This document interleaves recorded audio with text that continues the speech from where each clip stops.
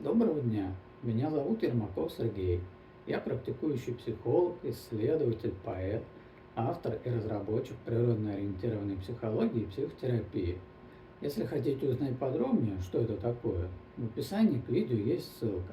Обязательно переходите и посмотрите. Кстати, подписывайтесь и на мой канал. Здесь будет интересно. А сегодня мы обсудим интересную и достаточно частую претензию, направляемую к психологам, которая звучит примерно так. Да почему же так дорого? Мой ответ будет не оправдательным, вот лично мне тем более оправдываться вообще не в чем, а объяснительным. В общем, давайте разберемся. Вопрос стоимости психологических услуг абсолютно нормальный и закономерный. Потребителей не просто должно интересовать, но им и должно быть важно знать, почему они должны платить столько, сколько указано в цене специалиста, а не столько, сколько им бы хотелось, например. Прежде всего нужно обозначить мою позицию в целом. Считаю ли я, что работа психологов стоит дорого? Да, я так считаю. И еще уточню, что психологические услуги и должны стоить дорого, причем значительно дороже, чем они стоят в среднем сейчас в России. И не из-за фактора денег и элитизма какого-то, а из-за фактора здравоохранения. В здравоохранении, куда даже вне медицинской парадигмы входят психологи, в принципе не бывает дешевых услуг. Здоровье и возможность заботиться о нем стоят дорого. Ответ же на вопрос о формировании стоимости работы психологов лежит в двух основных плоскостях – локальной и глобальной. Остановлюсь на каждой из них, чтобы вы увидели разницу. Локальный уровень складывается из нескольких факторов. Например, назначая ту или иную цену за свою работу, психолог может закладывать в нее стоимость своего обучения, аренду кабинета, маркетинг, оборудование, если работа онлайн, плюс личное видение цены своего труда. В этом есть значительный смысл, хотя не все и не всегда так линейно, и я не думаю, что всю базу специалиста должны оплачивать потребители, но все-таки сегодня речь не об этом. Речь в основном о глобальном уровне, который и является фундаментом претензий на самом деле. Этот глобальный уровень – экономическая модель государства и уровень жизни населения. И вот в этом ракурсе претензий к психологам вообще быть не может. Почему?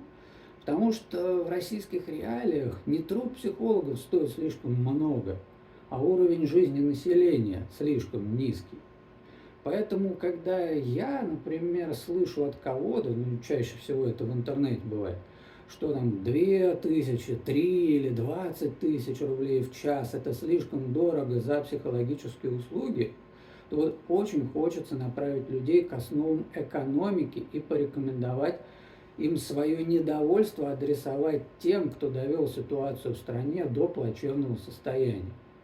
Разумеется, просто обвинять психологов в якобы непомерно высоких ценах, но куда сложнее называть прямых виновников экономического коллапса. А мне вот это сделать несложно. Если хотите кого-то винить за то, что вам недоступен психолог, как и много чего еще, вините Владимира Путина.